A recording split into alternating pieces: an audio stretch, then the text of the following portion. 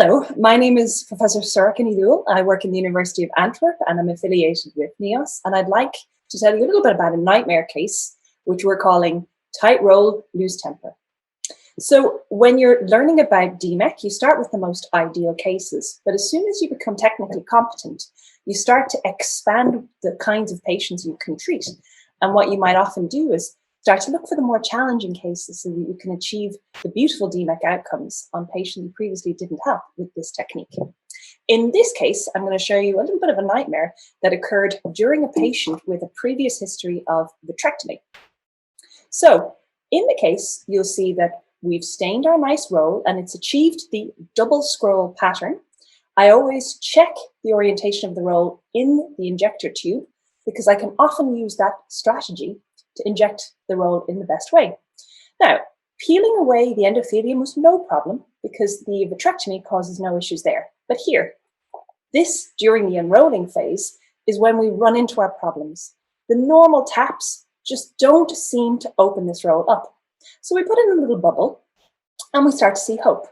We start to see that it'll unroll a little bit, but the depth of the chamber prevents us from using the bubble in the best possible way. So I'm fighting and dancing with the DMEC roll. I'm opening a little bit with a bubble, trying to get it unfolded. But the second I reduce that air bubble, it curls and scrolls right back up. So over and over again, I failed to unroll the DMEC in the way that we would like. So patient is not getting where we want them to be, and the surgeon is getting more and more frustrated. Meanwhile, the color of the stain is getting worse and worse. So at this central key moment, I'm reducing the size of the bubble. And again, that tight roll keeps scrolling back up. So what do we do? Number one, we don't give up. We don't lose faith. We keep going through our steps of unrolling the graft. Maybe enlarge the bubble to try and unfold that tension and then try and lift the graft afterwards.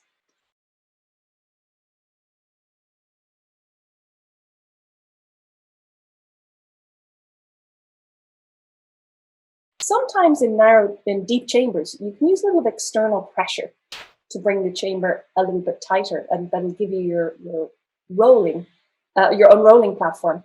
But what I'd forgotten in this case is this man had had a vitrectomy. I was so frustrated and focused on trying to unroll the graft, my inward indentation of the eye led to this moment with massive amounts of decompression and flat chamber. And this is not what you want to see. So keep your finger off the back of the sclera and just keep trying. In this case, I had to restain the graft, which is always tricky because you don't want to stain too much of the anterior chamber and the back of the stroma. So carefully restain the graft and carefully try and loosen up the roll. And eventually, like in this case, you'll be able to get it to come back to where it should be on the posterior cornea. This was a young donor. The young donor generated a tight roll. So even though it was a little bit tricky to lift the graft and we had manipulated it more than we would want, ultimately the cell count was quite acceptable. Patient required a rebubble because we noticed that there was more than 1/3 detachment 1 week post-op. But we could also see that the attached areas were thinning, and 2 weeks post-rebubbling, the cornea was deswelling and the patient did in fact quite well.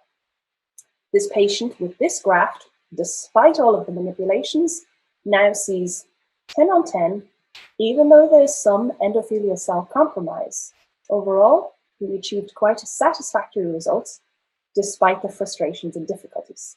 Our patient is happy and we're relieved that this is behind us.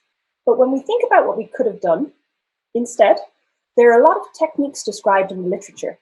There's the punch of Chandrabala, which is this adapted punch, which allows you to create a DMEC roll with a little bit of a string to it so you can control it in the anterior chamber. There's a pars plana infusion behind the iris, which can narrow the chamber, which was described previously by Wiltner. And there's also an interesting technique where a study has used the residual stroma, place the residual stroma in to create an artificially narrowed anterior chamber and unroll the DMEC on top of that. These are all interesting approaches. in the same position for myself in future, I would also consider a technique that was described by Dr. Garrett Mellis recently, where you could create 3 tiny venting incisions at the edge of the graft to create a trifold shape. And that would break some of this tension that keeps the scroll rolling up again. So it's my hope that by sharing my nightmare with you, I can help you avoid your own nightmares. What did I learn? Well, mastering technique is as much about mastering the surgery as mastering your own frustration. Where possible, try to match a loose roll with a deep chamber. If you don't see the graft anymore, try to restain it. Don't forget that the patient had a vitrectomy and that's the source of your problems. Try to think about having a different range of options to solve any given solution, because if something is not working, try something else. Do you need to touch the graft? Do you need to pull or manipulate it? If you do, a Busen forceps can be quite helpful in these situations. And at the end of the day, what I've learned most importantly is lift the graft and give it a chance, because you never know. And sometimes a graft where you think it's a complete write-off can surprise you and function very well and leave a patient very happy. Thank you so much.